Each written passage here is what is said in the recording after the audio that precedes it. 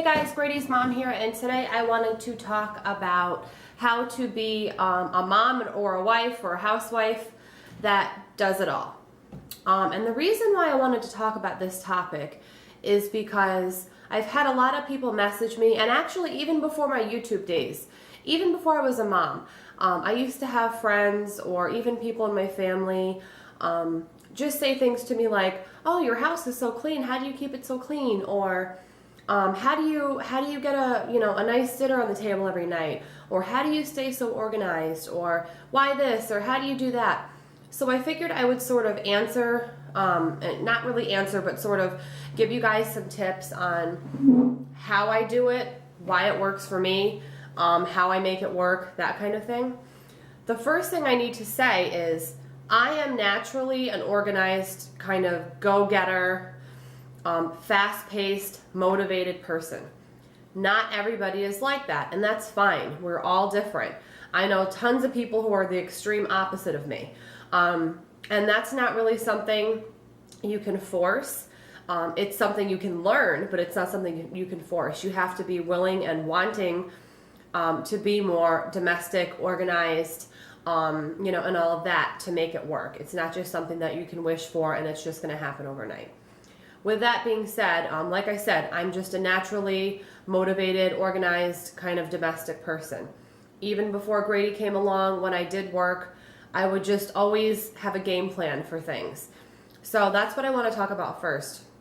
The first tip, I guess, if you want to call it that I can give you to pretty much run your household and your life in an organized way is to have a game plan.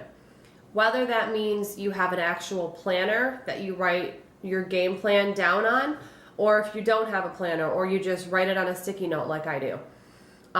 You definitely want to have a game plan for what you want to accomplish. And baby steps are key.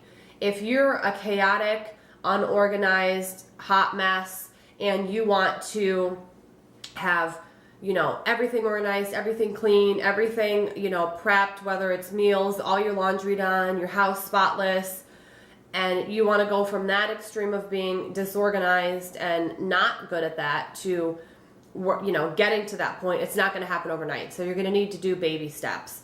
So you're going to need to, in my opinion, make a list of all the things that you want to change and improve in your life, and then go down the list one by one and check off as you accomplish these things one at a time, rather than say, okay, I'm going to go from my house being a disaster, my life being a disaster, to in a week everything's going to be perfectly where I want it. Because that's not going to happen for any of us.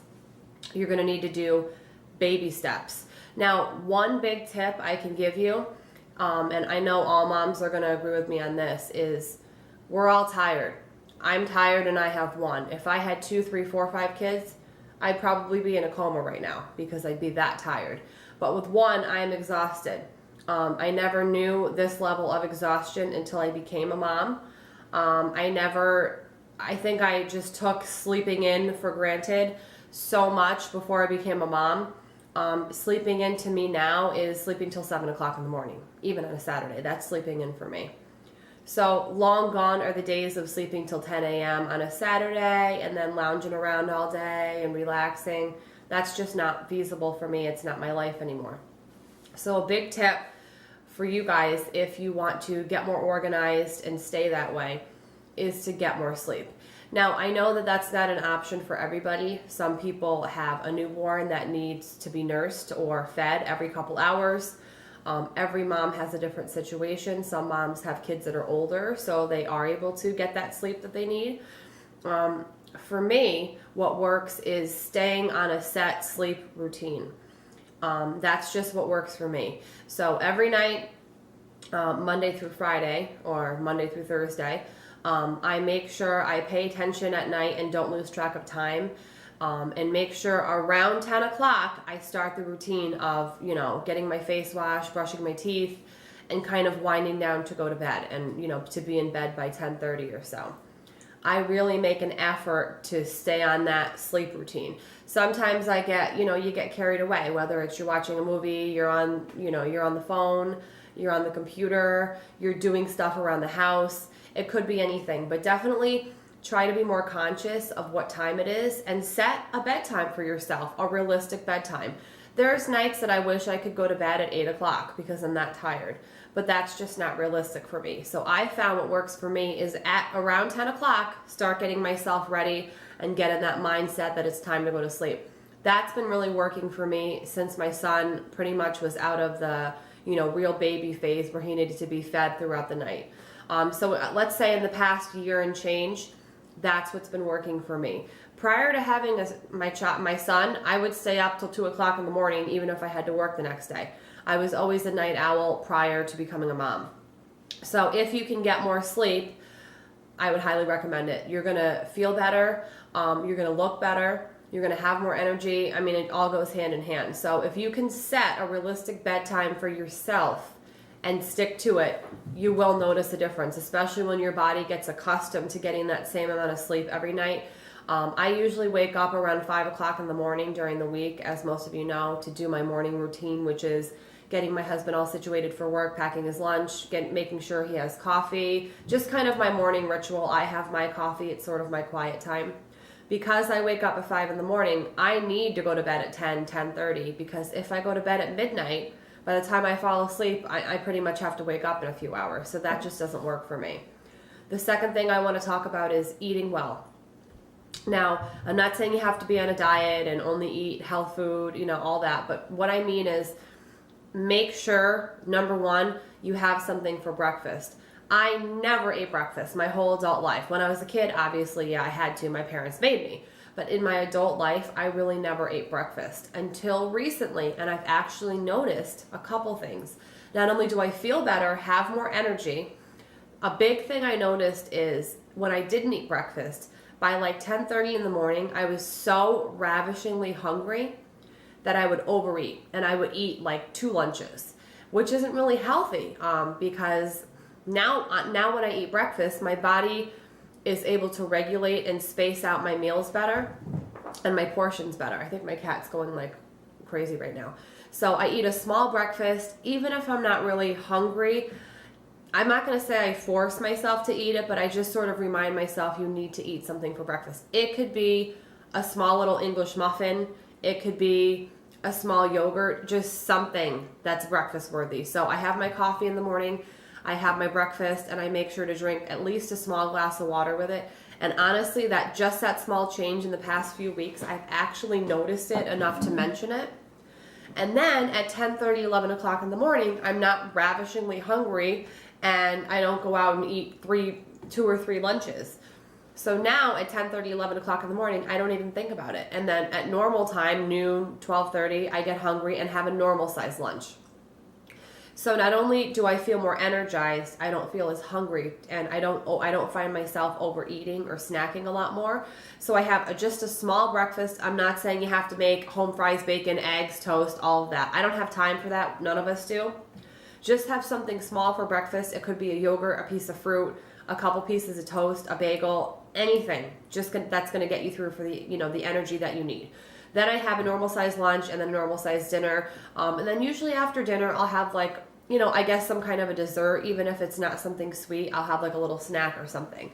So if you can be on a better eating schedule, I know a lot of my friends who are moms and a lot of moms in general don't really eat breakfast because we're too busy or we're not hungry or we're just into something else. So the first thing, again, give yourself a sleep schedule. As silly as it sounds, if you have a mindset that 10 o'clock is my bedtime or 11 o'clock is my bedtime and you stick to it, your body will regulate and you will be able to tell a difference. The second thing, again, to eat breakfast and then just try and be consistent with a small breakfast, lunch, dinner, and then, hopefully you won't be finding yourself overeating if you skip a meal kind of thing. I know that it's not realistic every single day, 7 days a week, 365 days a year to have breakfast, but try and be conscious of it. I think half the battle is to be conscious of it. The last tip I want to give you guys is find time for yourself. I know that seems impossible, especially with moms who have newborns, who have more than one child, or even one child like myself. Sometimes it's even hard to find time for yourself when you're not a mom yet or you're not a mom at all, because we get so busy as women taking care of everybody else, taking care of our husband, our boyfriend, our spouse, our partner, our friends, our family, our house, all of that, honestly, guys, if you're finding that you have no time for yourself, everything else needs to go to the back burner. I'm not saying that you should stop caring about everything else, but there comes a time when, you have to take a step back and say, wow, I really don't have any time for myself. And that could mean 5 minutes. There's times when I've had days where I'm like, wow, I haven't even had time to sit down and blink because I'm just so busy. So I have learned I am a much happier person when I make sure I take time for myself. Today, since it's Friday, most of you know I clean my house. I'm on a new thing now. I still clean my house on Friday, but I get it all done in the morning. So when Grady goes to school at 10:30 on Friday is my day. It's, those 3 hours he's at school, not the whole day.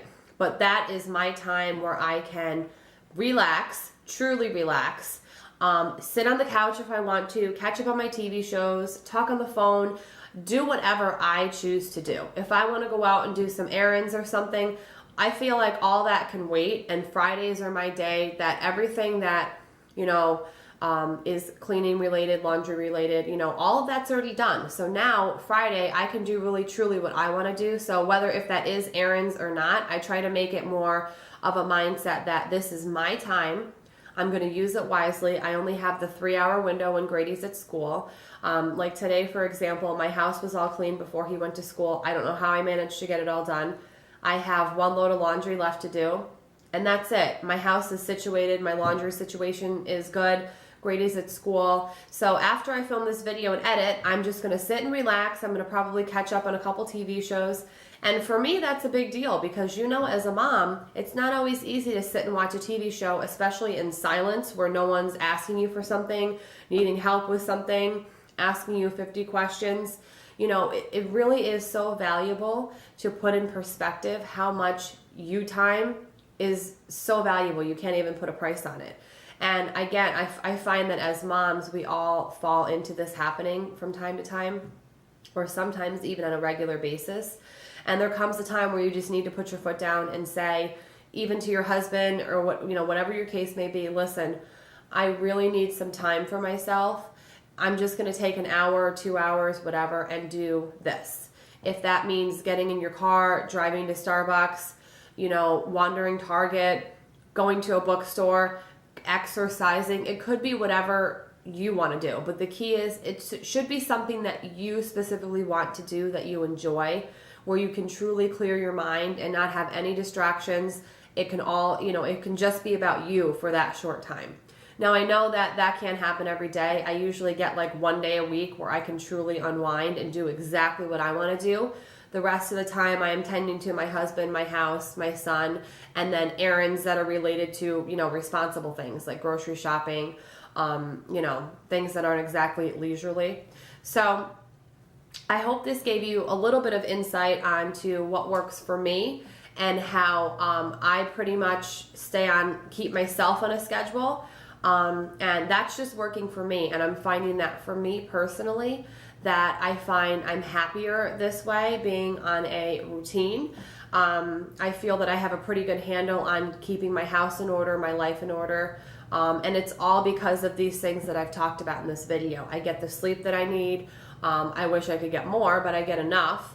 I'm eating better. I'm planning things. I'm sticking to that plan. So this is just what's working for me. Everybody's going to have something different of what works for you. So I hope that you guys can find what works for you. And I just hope that maybe I inspired you a little bit to figure out what your game plan is going to be. And I just hope that you're able to follow through with the game plan. Again, even if it's baby steps, one thing at a time to check off that list.